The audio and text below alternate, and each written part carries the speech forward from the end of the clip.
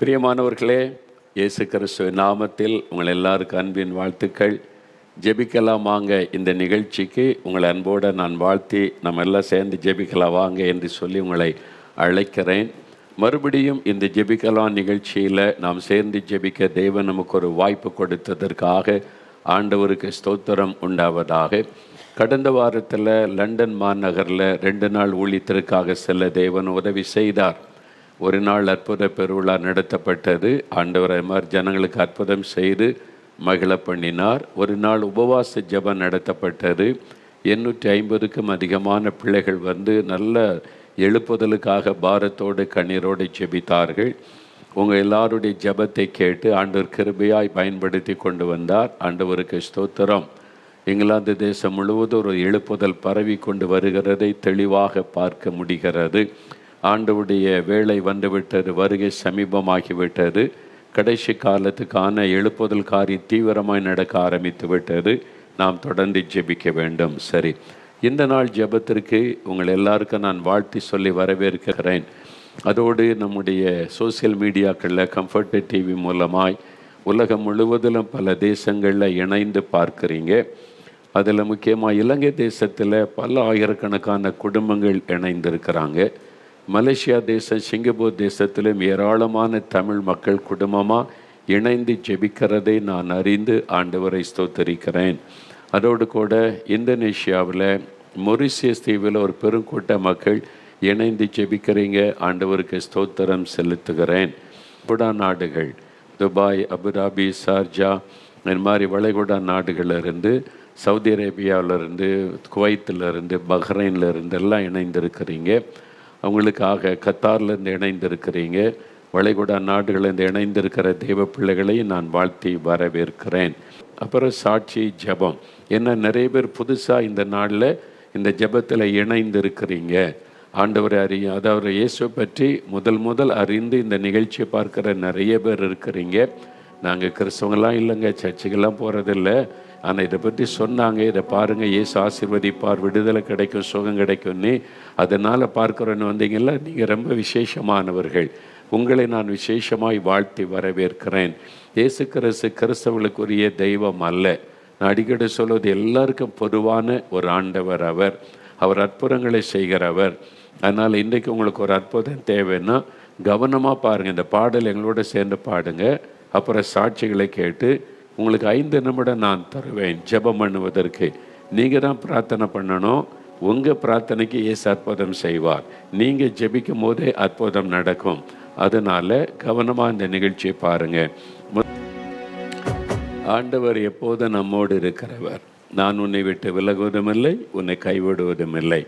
அப்படின்னா என்ன அர்த்தம்? அவரை நம்ம வாழ்க்கையில் ஏற்றுக்கொண்டு விட்டால் எப்பொழுதும் நம்ம கூடவே இருப்பார். ஒரு நாளின் 24 மணி நேரமும் நம்மோடு கூடவே இருப்பார். அதான் இயேசு கிறிஸ்து. அவரை துதித்து ஏன் பாடணும்? அவர் துதிகளின் மத்தியிலே வாசம் பண்ணுகிறவர். துதித்து நம்ம ஆராதித்து அவருக்கு நன்றி சொல்லும்போது அவருடைய பிரசன்னம் இறங்கி வரும். அவருடைய பிரசன்னம் வந்துட்டாலே அற்புதம் நடக்கும். இன்றைக்கு திறப்பின் வாசல் ஜெபம் தேவனுடைய கூடாரத்தில் நடைபெற்றது. பல ஆயிரம் தேவ பிள்ளைகள் வந்திருந்தாங்க. முதல் 1 மணி நேரம் ஆராதனை, நல்ல ஆண்டவரை துதித்து ஆராதித்து அவருக்கு நன்றி சொல்லும் பொழுது அவருடைய பிரசன்னம் பலமாக இறங்கினது. ஆவியான ஒரு வித்தியாசமாக இன்றைக்கு செய்தார். அவருடைய பிரசன்னம் இறங்கின உடனே என்னால் தெளிவாய் பார்க்க முடிந்தது. நிறைய பேர் சுகமடைகிறாங்க, விடுதலை அடைகிறாங்கன்னு. துதி ஸ்தோத்திரம் தான் ஏறெடுத்தோம், இன்னும் ஜெபெல்லாம் பண்ணவில்லை. அதுக்குள்ளே அற்புதம் நடந்தது. வந்து சாட்சி சொன்னாங்க. கட்டி மறைந்து போனது. ஒரு சகோதரர் வந்து சொன்னார், என் தலையில் இருந்த கட்டி மறைந்து விட்டது, சுகமாயிட்டேன். ஒரு சகோதரி எலும்புகள் பாதிக்கப்பட்டு அப்படி கை நடக்க முடியாது, கையை பயன்படுத்த முடியாது. ஆண்டோடைய வல்லமை இறங்கி எலும்புகளை குணமாக்கிட்டு. ஜெபெல்லாம் பண்ணலை, துதித்து பாடும்போது. அதனால தான் சொல்கிறோம், இயேசுவை துதித்து நீங்கள் பாடணும் வாய் திறந்து. அப்படி பாடும்போது அவருடைய பிரசன்னம் அவங்க வீட்டுக்குள்ளே இறங்கும். அவருடைய வீட்டுக்குள்ளே தேவ பிரசன்னம் தான் அற்புதத்தை கொண்டு வரும். அதுதான் நமக்கு ரொம்ப முக்கியம். அதனால் இப்போ இயேசு உங்கள் பக்கத்தில் இருக்கிறார், உங்களுக்கு அற்புதம் செய்ய போகிறார்.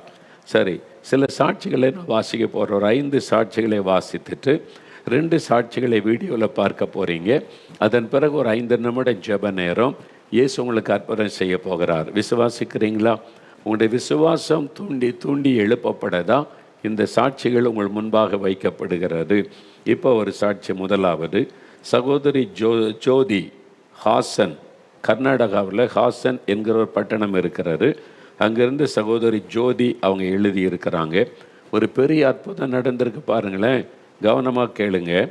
என்னுடைய மார்பகத்தில் 4 வருடங்களாக கட்டியினால் மிகவும் கஷ்டப்பட்டேன்.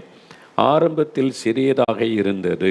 நாளாக நாளாக அந்த கட்டி பெரிதானது. கிட்டத்தட்ட 3 கிலோ எடை அளவு கொண்ட அளவில் கட்டி இருந்தது. 3 கிலோ அப்படின்னா எவ்வளோ பெருசு பாருங்க, அவ்வளோ பெரிய கட்டி. இந்த கட்டியினால் நான் பட்ட சிரமங்கள் மிக அதிகம். குனிந்து நிமிர்ந்து வேலை செய்ய முடியாது. கனமான பொருட்களை தூக்க முடியாது. இரவு நேரங்களில் படுக்கும்போது திரும்பி கூட படுக்க கஷ்டமாக இருக்கும். வலி வேதனை மிக அதிகமாக இருக்கும். கட்டியினால் வெளியில் எங்கும் செல்லவே விரும்ப மாட்டேன். மருத்துவர்கள் அறுவை சிகிச்சை செய்துதான் சரி செய்ய முடியும் என்று கூறிவிட்டனர். இந்த சூழ்நிலையில் எனக்கு தெரிந்த ஒரு சகோதரி கன்னட மொழியில் வரும் ஜெபிக்கலாமாங்க நிகழ்ச்சியை பார்க்க சொன்னார்கள். கன்னட மொழியிலேயும் ஜெபிக்கலா நிகழ்ச்சி ஒளிபரப்பு செய்யப்படுகிறது. அந்த கன்னட மக்கள், அது மாதிரி கர்நாடகாவில் நிறைய மக்கள் பார்க்க இருக்கிறாங்க, அதை பார்க்க சொன்னாங்க. 2024ஆம் வருடத்தில் ஜூன் மாதத்தில் ஒரு நாள் இரவில் நான் அந்த நிகழ்ச்சியை பார்த்து கொண்டிருந்தேன். அன்றைய தினத்தில் சகோதரர் மோகன் சிலாசரஸ் அவர்கள் கட்டியினால் கஷ்டப்படுகிறவர்களுக்காக விசேஷமாய் ஜெபித்தார்கள். அவர்கள் ஜெபிக்கும்போது நானும் என்னுடைய மார்பில் கைகளை வைத்து, இயேசுவே எனக்கு சுகம் தாரும் என்று மிகவும் பாரத்தோடு அழுது ஜெபித்தேன். ஜெபம் முடிந்ததுமே எனக்குள் ஒரு விசுவாசம் வந்தது. இயேசு எனக்கு சுகம் தந்து விடுவார் என்று விசுவாசித்தேன். அதன் பின்பதாக என் மார்பில் இருந்த வலி குறைய ஆரம்பித்தது. பெரிய ஆச்சரியம், அடுத்த 2வது வாரத்தில் ஒரு நாள் மாலை வேளையில் அந்த கட்டியானது திடீரென்று உடைந்து சுத்தமாக மறைந்து போனது. திரும்பவும் மருத்துவமனையில் சென்று பரிசோதித்த போது இது மருத்துவத்திற்கு மேலான ஒரு அதிசயம் என்று மருத்துவர்களை கூறி ஆச்சரியப்பட்டனர். 1 வருடத்திற்கு மேல் ஆகிவிட்டது. திரும்ப எனக்கு கட்டி வரவே இல்லை. இப்பொழுது எந்த பிரச்சனையுமின்றி நான் நன்றாக இருக்கிறேன். இயேசுவை எனக்கு பரிபூர்ண சுகத்தை இலவசமாய் கொடுத்தார். எல்லா மகிமையும் இயேசுவுக்கே. பார்த்தீங்களா, பெரிய கட்டி 3 கிலோ இருக்கும் அந்த கட்டி. ஆண்டவரை விசுவாசத்தோடு அவங்க ஜெபித்த பிறகு தேவன் அந்த கட்டியை உடைந்து மறைய பண்ணினார். மருத்துவர்களே ஆச்சரியப்பட்டு போனாங்க. உங்களுக்கும் அப்படி ஒரு அற்புதம் இன்றைக்கு நடக்க போகிறது. கட்டிகள் காணாமல் போய்விடும். இன்றைக்கு காலை திறப்பின் வாசல் ஜெபம் ஆரம்ப நேரத்திலேயே என்னை ஜெபலாம் ஆரம்பிக்கல, பாட்டு பாடி அவரை துதித்தோம். அதுக்குள்ளே சவரன் சொல்ல கட்டி மறைந்து போனது. ஆண்டவர் எடுத்து போட்டு விட்டார். அற்புதமான சுகம். இன்றைக்கு உங்களுக்கும் அது மாதிரி நடக்கும். விசுவாசத்தோடு இயேசுவேன்னு சொல்லி வேண்டுதல் செய்யுங்க. 2வது, சகோதரர் முருகன், கன்னியாகுமரியிலிருந்து சகோதரர் முருகன். கடந்த மே மாதம் 7ஆம் தேதி நான் வேலை செய்து கொண்டிருக்கும் போது திடீரென்று எனக்கு ஸ்ட்ரோக் வந்து என்னுடைய வலது பக்க கை மற்றும் கால் செயலிழந்து விட்டது. வலது பக்க கையும் காலும் செயலிழந்து விட்டது. உடனே மருத்துவமனையில் அனுமதிக்கப்பட்டேன். 10 நாட்கள் தொடர்ச்சியான சிகிச்சை பெற்று வீட்டிற்கு வந்த பின்பும் வீட்டில் உள்ளவர்களின் துணை இல்லாமல் என்னால் நடக்க முடியாது. என் வேலைகளை கூட என்னால் செய்ய முடியாது. இப்படிப்பட்ட சூழ்நிலையில் கடந்த மே மாதம் 29ஆம் தேதி நாலுமாவடியில் உள்ள தேவனுடைய கூடாரத்தில் நடைபெற்ற அற்புத விடுதலை பிரார்த்தனை ஜெபத்தில் கலந்து கொண்டேன். அப்பொழுது செய்தி கொடுத்த ஊழியக்காரர் பாவத்தை குறித்து அதிகமாய் பேசினார்கள். ஜெப நேரத்தில் என் பாவத்தை இயேசுவிடம் அறிக்கை செய்து மிகுந்த பாரத்தோடு ஜெபம் செய்கிறேன். ஜெபம் முடிந்து கூடாரத்தை விட்டு வெளியே செல்லும்போது யாருமே பிடிக்காமல் நானாகவே நடக்க ஆரம்பித்து விட்டேன். அந்த நாளிலிருந்து என் சரீரத்தில் பரிபூர்ண சுகம் வந்துவிட்டது. இப்பொழுது நான் நல்ல சுகத்தோடு இருக்கிறேன். வேலைக்கும் செல்ல ஆரம்பித்து விட்டேன். ஜெபத்தை கேட்டு என் பலவீனங்களை நீக்கி அற்புதம் சுகந்தந்த இயேசுவுக்கு ஸ்தோத்திரம். பாருங்கள், பக்கவாதத்தில் பாதிக்கப்பட்டு கொஞ்சம் சுகமாகி, ஆனால் நடந்து கொண்டு தான், மற்றவங்களை பிடித்து கொண்டு தான் நடக்க முடியும். ஆனால் அற்புத விடுதலை பிரார்த்தனையில் பாவத்தை அறிக்கை செய்து ஜெபித்தவுடன் ஆண்டவருடைய வல்லமை தொட்டது, பரிபூரண சுகம். அந்த மாதிரி ஆண்டவர் இன்றைக்கும் உங்களுக்கு ஒரு அற்புதம் செய்வார். உங்களுடைய பாவத்தை ஆண்டவரிடத்தில் அறிக்கை செய்து ஜெபிக்கும்போது அவர் மன்னித்து சுகம் தருவார். மூன்றாவது சகோதரி காந்திமதி, நாகப்பட்டினம், அங்கிருந்து எழுதியிருக்கிறாங்க. இன்னும் ஒரு பெரிய, எனக்கு 2 வருடமாக வயிற்று வலி இருந்து வந்தது. இதனால் மருத்துவமனையில் ஸ்கேன் எடுத்து பரிசோதித்து பார்த்தேன். பரிசோதித்த மருத்துவர், உங்கள் வயிற்றில் கட்டி இருக்கிறது, உடனே அறுவை சிகிச்சை செய்ய வேண்டும் என்று கூறினார். மறுபடியும் வேறு மருத்துவமனைக்கு சென்று 2 முறை ஸ்கேன் எடுத்து பார்த்தோம். வயிற்றில் கட்டி இருப்பது உறுதி செய்யப்பட்டது. அந்த மருத்துவரும் உடனே அறுவை சிகிச்சை செய்ய வேண்டும் என்று கூறினார். நான் அறுவை சிகிச்சை செய்ய பயந்ததினால் அறுவை சிகிச்சை செய்ய செல்லவில்லை. இப்படிப்பட்ட சூழ்நிலையில் கடந்த 21ஆம் தேதி நாலுமாவடியில் உள்ள 24 மணி நேர ஜெப மையத்திற்கு தொலைபேசி மூலம் தொடர்பு கொண்டு ஜெபிக்க கேட்டுக்கொண்டேன். ஒரு சகோதரி எனக்காக மிகுந்த பாரத்தோடு ஜெபம் செய்தார்கள். பின்பு மறுபடியும் மருத்துவமனைக்கு சென்று ஸ்கேன் எடுத்து பரிசோதித்து பார்த்ததில் கட்டி இல்லை என்று ரிப்போர்ட் வந்தது. எங்களுக்கு மிகுந்த ஆச்சரியம். மருத்துவரும் இனி அறுவை சிகிச்சை வேண்டாம் என்று கூறிவிட்டார். ஜெபத்தை கேட்டு என் வயிற்றில் இருந்த கட்டியை அறுவை சிகிச்சை இல்லாமல் அற்புதமாய் மறைய செய்த இயேசுவுக்கு ஸ்தோத்திரம். பாருங்க, கர்ப்பப்பையில் இருந்த கட்டி ஆண்டவர் மறைய பண்ணிவிட்டார். ஜெபத்துக்கு முன், ஜெபத்துக்கு பின். ஜெபத்துக்கு முன்னால் கட்டி இருந்தது, ஜெபத்திற்கு பின்பு கட்டி மறைந்து விட்டது. ஜெபத்திற்கு ஒரு வல்லமை, விசுவாச ஜெபத்திற்கு ஒரு வல்லமை. ஏன்? ஜெபத்தை கேட்கிற இயேசு வல்லமை உள்ளவர். அதுதான் அதனுடைய ரகசியம். இன்றைக்கு உங்கள் ஜெபத்தை கேட்டு அற்புதம் செய்ய போகிறவர் இயேசு. அதனால் இயேசு உங்கள் பக்கத்தில் தான் இருக்கிறார். உங்கள் ஜெபத்தை கேட்க ஆவலோடு இருக்கிறார். இன்றைக்கு உங்களுடைய சரீரத்தில் இருக்கிற கேன்சர் கட்டி, தைராய்டு கட்டி, டிபி கட்டி, எதுவாக இருந்தால் ஆண்டவர் அதை எடுத்து போட்டு விடுவார். சுகம் பெறுவீங்க. அடுத்து ஒரு சகோதரி ஜூலி திருநெல்வேலியிலிருந்து எழுதியிருக்கிறாங்க. அவங்க கணவருக்காக ஜெபிச்சிருக்கிறாங்க. ஏசு அற்புதம் செய்திருக்கிறார். பாருங்க, நல்ல கவனிங்க. சிலர் என் கணவர் குடிக்கிறாரு, துன்மார்க்கமாக நடக்கிறாரு, குடும்பத்தை கவனிக்கிறதில்ல, என் பிள்ளைகள் எப்படி இருக்கிறான்னு கவலைப்படுறீங்களா? இந்த சாட்சியை கேளுங்க. என்னுடைய கணவர் 18 வருடமாக புகைப்பிடிக்கும் பழக்கத்திற்கும் மது அருந்தும் பழக்கத்திற்கும் அடிமையாக இருந்தார். தினமும் புகைப்பிடிப்பார். வேலை நாட்கள் போக லீவு நாட்களில் அதிகமாக மது அருந்துவார். புகைப்பிடிப்பதும் மது அருந்துவதும் பாவம் என்று தெரிந்திருந்தும் புகைப்பிடிப்பதையும் மது அருந்துவதையும் அவரால் நிறுத்த முடியவில்லை. இப்படிப்பட்ட சூழ்நிலையில் கடந்த 2024ஆம் வருடம் பிப்ரவரி மாதத்தில் ஒரு நாள் தேவனுடைய கூடாரத்தில் நடைபெற்ற அற்புத விடுதலை பிரார்த்தனை ஜெபத்தில் கலந்து கொண்டு என் கணவருக்காக நான் மிகவும் அழுது இயேசுவிடம் ஜெபம் செய்தேன். அந்த நாளில் இருந்து தினமும் என் கணவருக்காக ஜெபித்து கொண்டு வந்தேன். கடந்த ஏப்ரல் மாதத்திலிருந்து என் கணவர் மது அருந்துவதையும் புகைப்பிடிப்பதையும் நிறுத்திவிட்டார். இப்பொழுது மது அருந்த வேண்டும், புகைப்பிடிக்க வேண்டும் என்ற எண்ணம் முற்றிலும் அவரை விட்டு போய்விட்டது. இப்பொழுது அதிகாலையில் 3 மணி முதல் 5 மணி வரை தேசத்திற்காக ஜெபம் செய்கிறார். குடிப்பழக்கத்தின் அடிமைதனத்தில் உள்ள மற்றவர்களுக்காக இயேசுவை பற்றி கூறி அவர்களுக்காக ஜெபம் செய்கிறார். ஜெபத்தை கேட்டு 18 வருடமாக புகைப்பிடிக்கும் பழக்கத்திற்கும் மது அருந்தும் பழக்கத்திற்கும் அடிமையாக இருந்த என் கணவரை விடுதலையாக்கி ரட்சித்து புதிய மனிதராய் மாற்றின இயேசுவுக்கு மகிமை உண்டாவதாக. 18 வருஷம் மதுபான பழக்கம். பாருங்கள், மனைவி நீங்கள் குடிக்கிறீங்க உங்களால் தான் அப்படின்னு சண்டை போட்டு பிரச்சனை பண்ணிடலாம் ஒரு மனிதனை மாற்ற முடியாது. நீங்கள் குடிக்கிறீங்க, நீங்கள் மது இந்த போதை வசதி பயன்படுத்துகிறீங்க, புகைப்பிடிக்கிறீங்க, அதெல்லாம் விட்டாதாங்க அப்படின்னு சொல்லி நீங்கள் அவனோட போதனை பண்ணி மாற்ற முடியாது. ஜெபிச்சா மாற்ற முடியும். நீங்கள் ஜெபிச்சா ஆண்டவர் உங்களுடைய ஜெபத்தை கேட்டு கிரியை செய்வார். அவங்க ஜெபம் பண்ண ஆரம்பித்தாங்க. கர்த்தர் கணவருக்கு விடுதலை தந்துட்டார். நீங்கள் கூட இன்றைக்கி விசுவாசத்தோடு உங்களுடைய கணவருக்காய் பிள்ளைகளுக்காய் ஜெபிங்க. அவங்க பாவத்தின் வல்லமிலிருந்து விடுதலை பெறுவாங்க. அடுத்து சகோதரி தேஜ் அஸ்வினி மைசூர், கர்நாடக மாநில மைசூரில் இருந்து. இவங்களுக்கு 17 வருடத்துக்கு அப்புறம் ஒரு அற்புதம் நடந்திருக்கு. பாருங்கள், எங்களுக்கு திருமணமாகி 17 வருடங்களாக குழந்தை இல்லாமல் கஷ்டப்பட்டேன். குழந்தை இல்லாததினால் நான் பட்ட நிந்தைகள், அவமானம் எல்லாம் மிக அதிகம். எனக்கு தெரிந்தவர்கள் ஒரு சிலர் என்னை எந்த ஒரு விசேஷங்களுக்கும் என்னை அழைக்கக்கூட மாட்டார்கள். நானும் எங்கும் செல்லவே விரும்ப மாட்டேன். மற்ற குழந்தைகளை பார்க்கும்போது மனதிற்கு மிகவும் ஏக்கமாக இருக்கும்.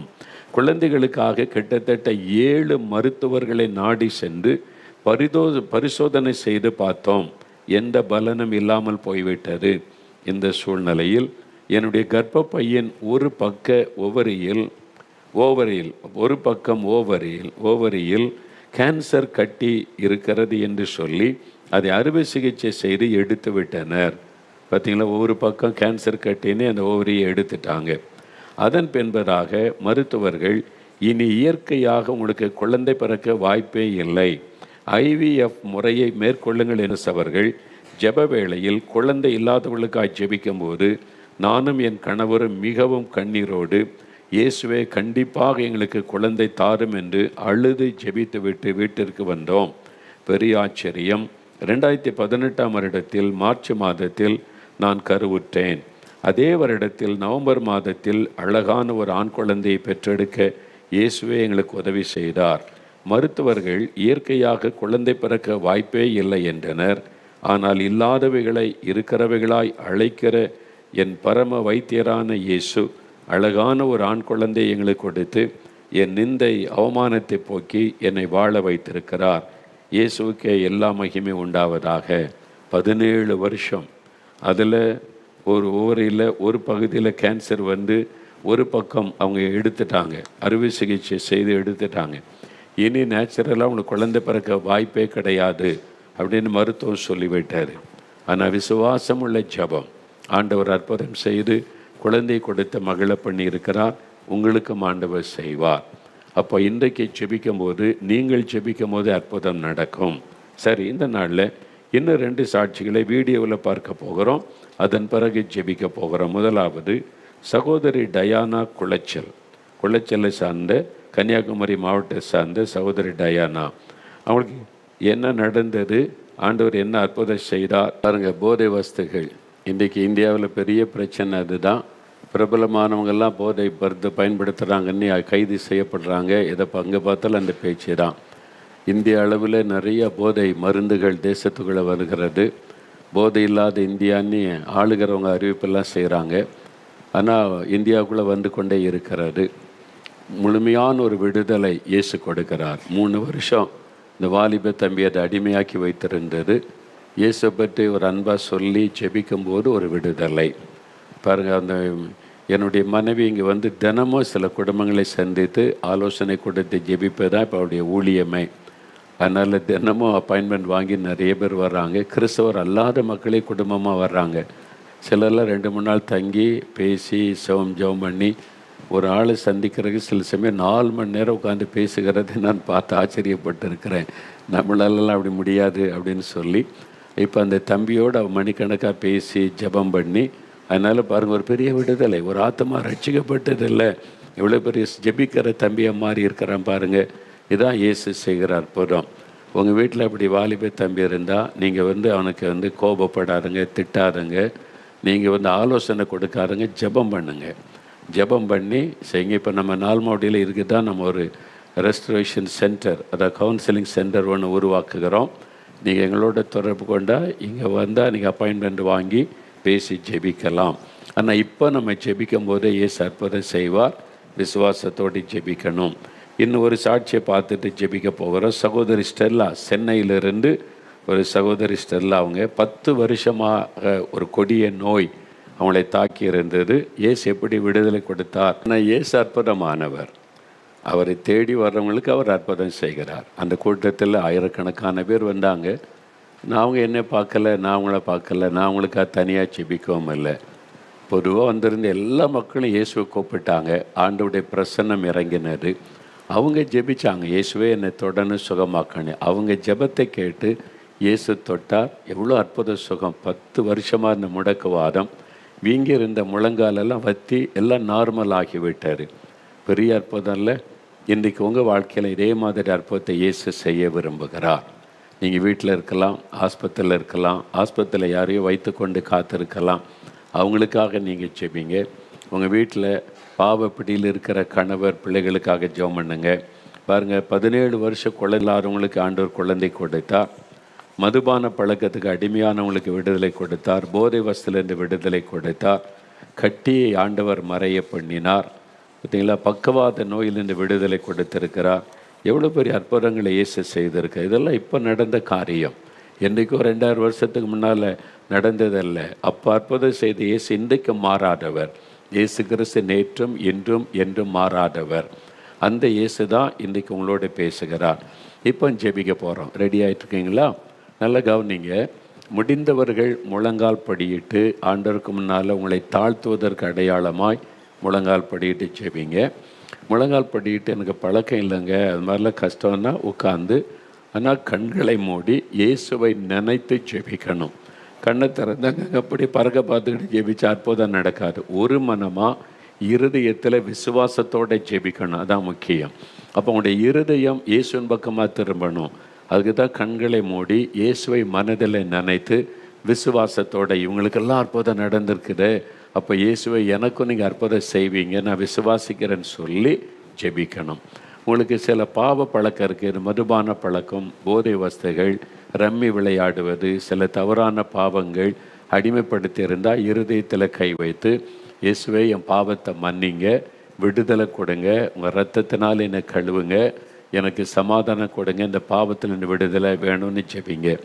வியாதியோடு இருந்தால் வியாதி உள்ள இடத்துல கை வைத்து, இப்போ எனக்கு சுகம் கொடுங்க, இயேசுவே என்னை தொடுங்க, இயேசுன்ற பெயரை சொல்லணும். ஒருவேளை அவங்க வீட்டில் வியாதிப்பட்டவங்க இருந்தால் நீங்கள் அவங்களுக்காக கரம் வைத்து, இயேசுவே நான் என் கணவருக்காக ஜெபிக்கிறேன், மனைவிக்காக ஜெபிக்கிறேன், என்னுடைய மாமியாருக்காக ஜெபிக்கிறேன்னு சொல்லி ஜெபிக்கணும். ஆஸ்பத்திரியில் யாராவது இருந்தால் அவங்க மேலே கை வைத்து நீங்கள் ஜெபிங்க. ஐசியூ யூனிட்டில் இருக்கிறாங்க, உள்ளே போக முடியாதுன்னா இங்கேருந்தே கரம் நீட்டி அவங்களுக்காக நீங்கள் பாரம் எடுத்து ஜெபிக்கணும். ஒருவர் நீங்கள் உத்தரவாதம் பண்ணி ஜெபம் பண்ணுங்க, இப்போ இயேசு தொடுவார், அற்புதம் நடக்கும். விசுவாசிக்கிறீங்களா? இப்போ ஜெபிக்கலாம். 5 நிமிடம் தான் நீங்கள் தான் ஜெபிக்கணும். அப்படியே கண்களை மூடுங்க.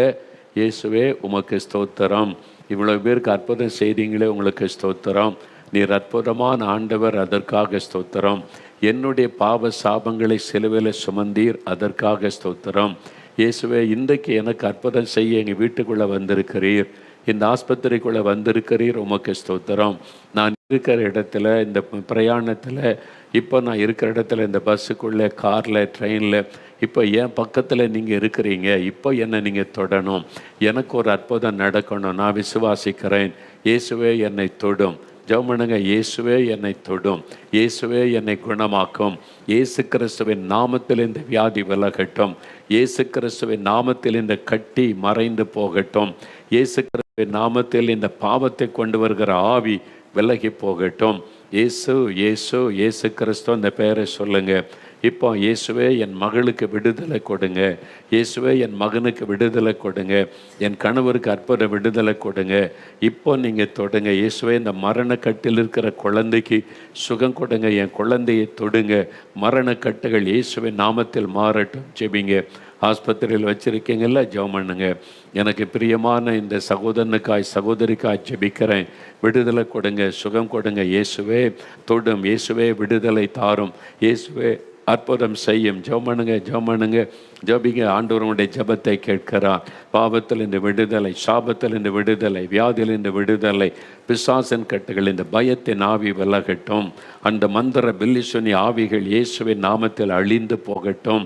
எங்கள் வீட்டுக்குள்ளே இயேசுவின் ரத்தத்தை தெளித்து நான் ஜெபிக்கிறேன் சொல்லி ஜெபம் பண்ணுங்க. கருத்தாக ஜெபம் பண்ணுங்க. ஆண்டவர் இப்போ ஜெபத்தை கவனிக்கிறார். இப்போ அற்புதம் நடக்க ஆரம்பித்து விட்டது. அசுத்த ஆவிகள் விலக ஆரம்பித்து விட்டது. நோய்கள், வியாதிகள், வலிகள் மறைய ஆரம்பித்து விட்டது. இயேசுவே ஸ்தோத்திரன்னு சொல்லுங்கள். கற்பத்தின் ஆசீர்வாதம் வேணும், குழந்தை செல்வம் வேணும், ஆசீர்வதிங்க. பிள்ளைகளுடைய திருமண காரியம் நடக்கணும், கடன் பிரச்சனை மாறணும், வேலைக்கு வழி திறக்கப்படணும். உங்களுக்கு என்ன காரியத்தில் அற்புதம் தேவையோ ஜெபம் பண்ணுங்க, ஜெபம் பண்ணுங்க. இயேசுவேன்னு சொல்லுங்கள், இயேசுவின் நாமத்தை சொல்லுங்கள், இயேசு கிறிஸ்துவின் பெயரை சொல்லுங்கள். அந்த பெயரை சொல்லும்போது தான் அற்புதம் நடக்கும். இயேசுவேன்னு சொல்லுங்கள். இயேசுவின் நாமத்தில் சுகம், விடுதலை, ஆசீர்வாதம் உண்டாகட்டும். இது ஆண்டவருடைய கரம் அற்புதம் செய்து கொண்டு இருக்கிறது, விடுதலை தந்து கொண்டு இருக்கிறது. இப்போ சொல்லுங்கள். வலதுகரம் உயர்த்தி, இயேசுவே ஸ்தோத்திரம், என் ஜெபத்தை கேட்டதற்காய் ஸ்தோத்திரம், எனக்கு அற்புதம் செய்து விட்டதற்காய் ஸ்தோத்திரம், இயேசுவே சுகம் கொடுத்து விட்டதற்காய் ஸ்தோத்திரம், விடுதலை தந்ததற்காய் ஸ்தோத்திரம், ஆசீர்வாதத்தை தந்ததற்காய் ஸ்தோத்திரம், இயேசுவே ஸ்தோத்திரம் சொல்லுங்கள். விசுவாசத்தை அறிக்கையிடுங்க. இயேசுவே, நான் அற்புதத்தை பெற்றுக்கொள்ளுகிறேன், விடுதலை பெற்றுக்கொள்ளுகிறேன், என் குழந்தைக்கு சுகம் உண்டாகிறது, இயேசுவே ஸ்தோத்திரம், என் கணவருக்கு விடுதலை உண்டாகிறது, இயேசுவே ஸ்தோத்திரம். நல்ல துதிக்க ஆரம்பிங்க, வாய் திறந்து. இப்போ அற்புதம் நடக்கிறது, விடுதலை உண்டாகிறது, சுகம் உண்டாகிறது, ஆசீர்வாதம் உண்டாகிறது, இயேசுவே ஸ்தோத்திரம். இயேசுவே உமக்கு நன்றி. அல்லேலூயா. தகப்பனே, நீர் அற்புதம் செய்து விட்டீர், விடுதலை தந்து விட்டீர், ஸ்தோத்திரம். விசுவாசத்தோடு ஜெபித்த ஒவ்வொரு பிள்ளைகளுக்கும் இன்றைக்கு நீங்கள் அற்புத சுகத்தை, விடுதலை தந்ததற்காய் ஸ்தோத்திரம், ஸ்தோத்திரம், ஸ்தோத்திரம். ஒவ்வொருவரும் அற்புதத்தினால் மகிழ்ந்து களிகூற உதவி செய்யும். இயேசு கிறிஸ்துவின் நாமத்தில் ஜெபிக்கிறோம் பிதாவே. ஆமேன், ஆமேன். ஆண்டவர் அற்புதம் செய்துட்டார். நீங்கள் ஜெபிச்சிங்க, இயேசு விடுதலை கொடுத்துட்டார், அற்புதம் செய்துட்டார். விசுவாசிக்கிறீங்களா? உங்களுடைய ஜெபம் கேட்கப்பட்டது. என்ன, உங்களுடைய ஜெபத்தை அவர் கனப்படுத்துகிற தேவன். யார் ஜெபித்தாலும் இந்த ஜெபத்திற்கு இயேசு பதில் தருவார். அவங்க என்ன மதம், என்ன இனம், அதெல்லாம் இயேசு பார்க்க மாட்டார். அதுக்கெல்லாம் கடந்தவர் தான் இயேசு கிறிஸ்து. இப்போ உங்கள் வாழ்க்கையில் அற்புதம் நடந்ததற்காக ஆண்டவருக்கு ஸ்தோத்திரம். நீங்கள் பெற்றுக்கொண்ட சுகம், விடுதலையை எங்களுக்கு தெரியப்படுத்துங்க. நாளைக்கு